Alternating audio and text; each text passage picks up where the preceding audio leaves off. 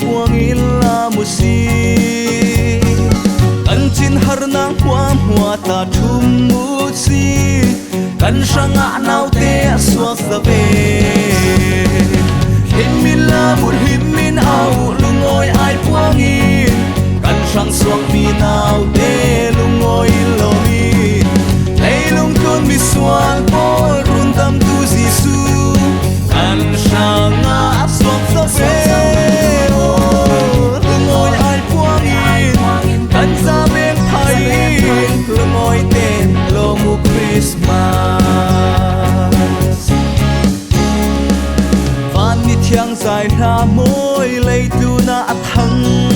lei kol ki lumi lungoi na para re thai an hei in choi sang tu kan sanga nau te aswak sa ve himmin la mun himmin au lungoi ai puang in kan sang suang mi nau te lungoi lomi lei lung kun mi sual por run tam tu jisu kan sanga aswak sa ve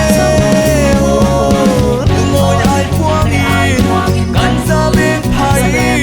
lungoi te lo mu Christmas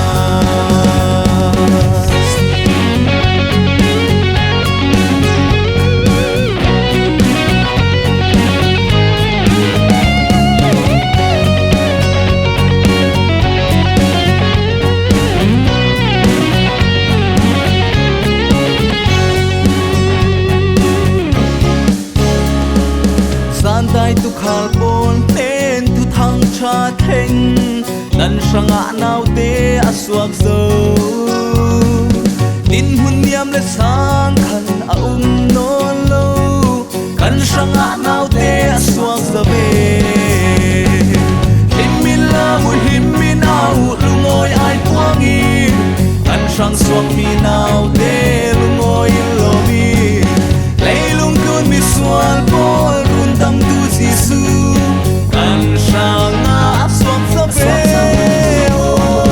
lungoi ai puang in kan sa beng phai lungoi te lo mu Christmas sung loi Merry Christmas Happy Christmas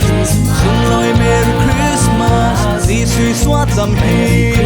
lungoi ten kan lo Happy Christmas oh